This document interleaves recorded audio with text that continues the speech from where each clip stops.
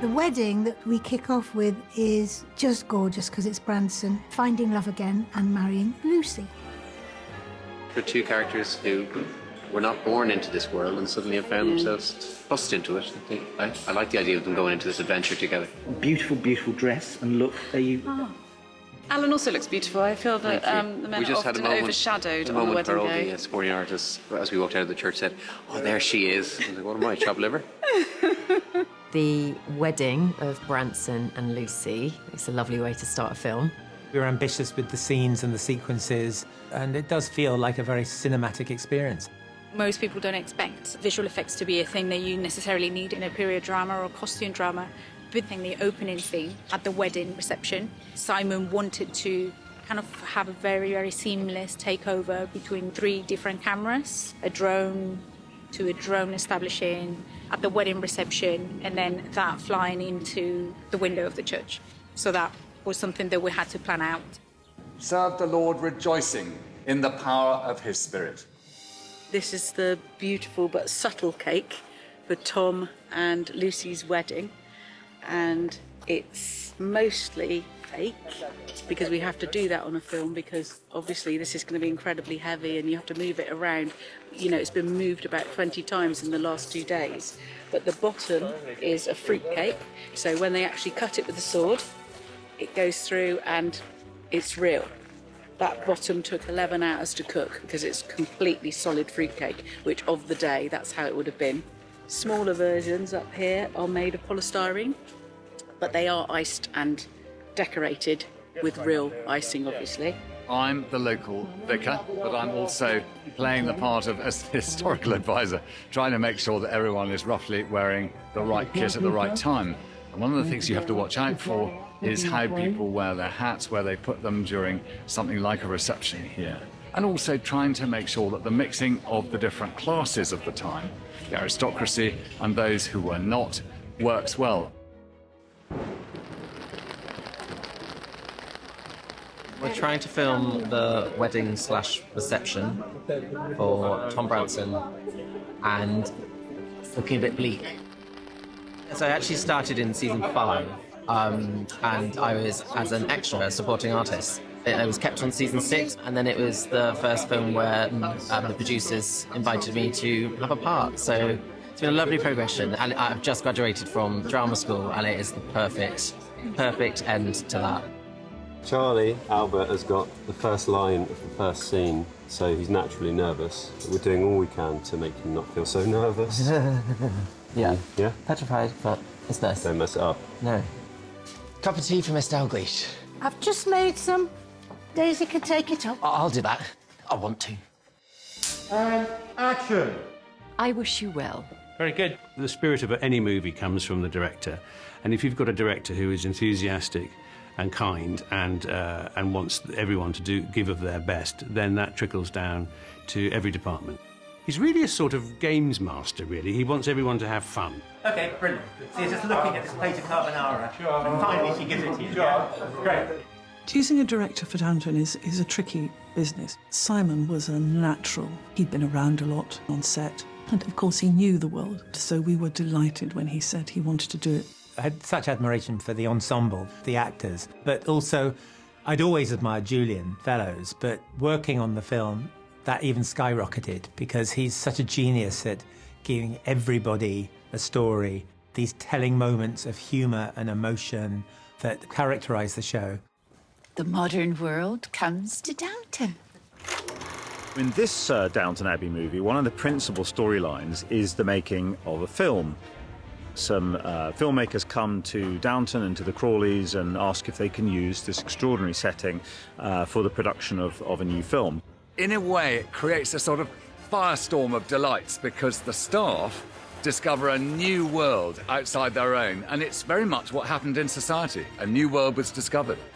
Lord Grantham leaves this treasure of a building that he's invested the whole of his life in to the hands of people who just will do what they wish with it and create out of it something that is celebrity, difference, colour and glamour.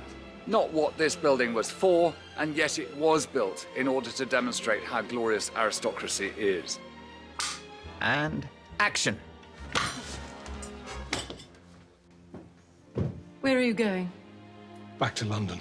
Today we're filming a dinner party scene where the servants stepped in as extras and they're sitting around the table and they're eating. And there's a home economist on the set that's advising on the kind of food that would have been served. I did do a lot of research for this. I went from a book specifically for the war, between war years, 1928 to 1930. This is an authentic 1928 dinner, which in the day they would have had. This is a duck with apple and sage sauce, new potatoes, broad beans and artichokes, which I'm just preparing the artichokes here. For me, filming at Highclere was really weird and sitting around that table, so not much acting required because Daisy's kind of out of her depth and so was I in a way because I'm never there and we never get to sit at that table and do those big long scenes. But you're always there, aren't you? I'm always there, but I'm not allowed to sit down, so You got to sit it was down. exciting to pretend to be upper class. Come on, Carson. Let's run for it before things get any worse. Lord Grantham was brought up in the Victorian era. For him, the idea of all this sort of post-deferential film world coming into his very aristocratic house is anathema, and he's very keen to get out of it as quickly as possible. I hope you've got a Mediterranean version of that outfit or you'll boil. Don't worry about me, my lord. The costumes are phenomenal. The contrast, say, between Jack Barber and the men in the house, they are key components of the look of this film. When you go into a kind of new world within Downton, it's really sort of refreshing and exciting thing to do. It's kind of lots of lovely little zingy sort of sorbet colours, and it's all really fresh and light and bolder in terms of colour contrast. It's opened up a door to kind of new pieces that would have seemed completely out of place at Downton, but are completely at home in the south of France. The costumes this time is such fun. I mean, whenever we go back to Downton, Anna Robbins always ups the ante. Edith this year has a fantastic wardrobe. When she goes to France, she has this fantastic sort of vacation look.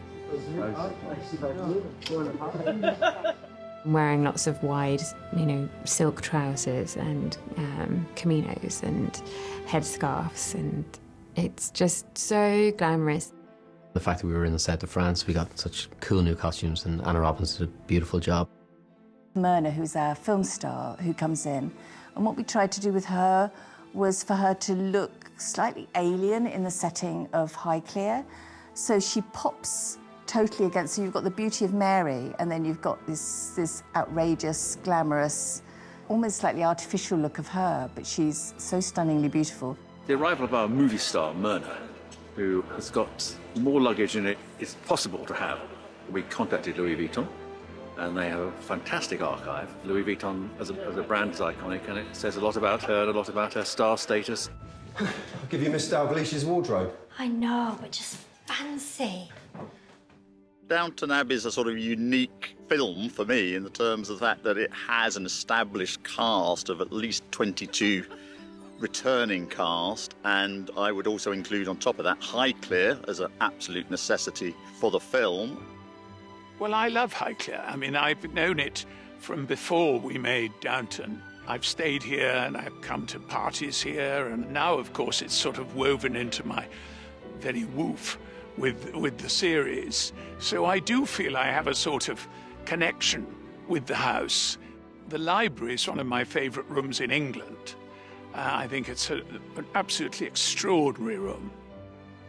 What's not to like about being here? It's beautiful, and it's just a very different atmosphere. I think we've always said this, of course, because it's somebody's house and it's precious, and we're used to being very badly behaved on a set. They better be warned. The British are coming.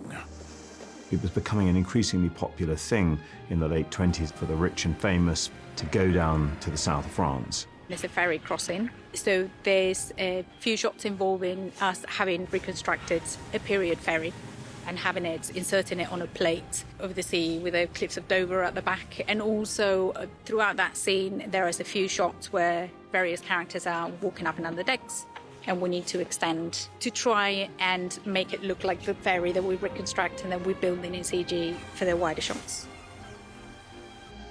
Today we're in an absolutely stunning location, a beautiful chateau in the south of France where the Granthams have come for a holiday with a purpose.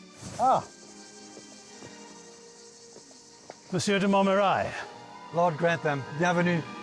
This house had to look very, very different from all the houses we've ever seen in Downton Abbey. It had to be Mediterranean, it had to be open plan, it had to be colourful, it had to reflect the light. Every little detail here, even the sound we're hearing now, is part of the atmosphere of what we've got from this villa. Natalie Bay and Jonathan Sakai were so lovely. They kind of add such a special touch within the French storyline as well. Well, we've had this mad year, or mad 15 months or whatever, and the idea that we're standing in the south of France and making a movie, kind of stuff that dreams are made of, I think. If I knew what the enduring appeal of the show was, I think I'd have bottled it and become a millionaire a long time ago. I think there's a universality about the characters and the scrapes they get into. It's been very, very special, actually. When we made the first one and then promoting it, the question always came up, will there be a second?